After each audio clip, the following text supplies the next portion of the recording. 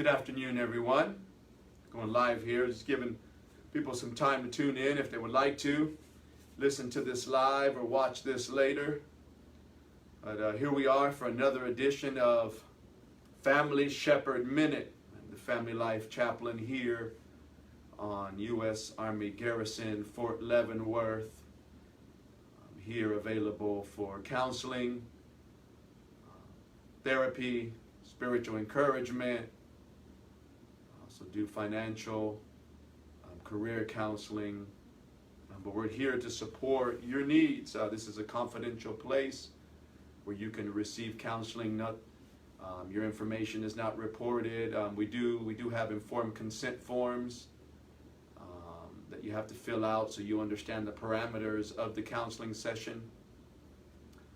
And so if you're interested in setting up an appointment, the number is right there on the Facebook page that you clicked on to see and hear. So today, I want to talk to you about five things. And they are in relation to fighting fair in relationships. Most times couples don't know the parameters of fighting fair in a relationship. And yes, there's rules for fighting fair. And the number one, no name calling. Oftentimes where we're in when couples and relationships are in arguments or discussions, heated, and if you've gotten heated, I'll talk about that in our last point here. But we have the propensity, the desire, the ability to throw names, name calling, and that erodes the conversation, and not much progress is made when there's name calling. And so, number two is no. Oftentimes we're insulting. Insults come into picture. Your mom and your dad, and we should start to throw everybody in the argument except the kitchen sink, and sometimes that's thrown in there. But no, in fighting fair, you want to stay away from insults. Number three, speak for yourself and not the other that you're having the argument with, or discussion, as many like to call it. Speak for yourself. I don't know about you, but I am not a mind reader. I cannot read somebody else's mind unless the Lord tell me, and let me know. I don't know. And so keep it fair by just speaking for yourself. Don't speak for your spouse. Let them speak for themselves. Number four, listen more than you speak.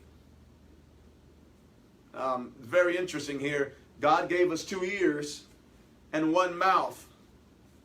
It ought to tell us something. We ought to listen more than we speak. And why do I go there? Because oftentimes in arguments and discussions, we're already formulating in our mind a comeback, an insult, a name call, throwing things at each other verbally, and oftentimes physically, which results in domestic violence. And that's not good for any relationship. So I encourage you to listen more than you speak. And then number five, the last thing, is call a timeout if you need to. We say walk away, but this needs to be talked about before you have a discussion.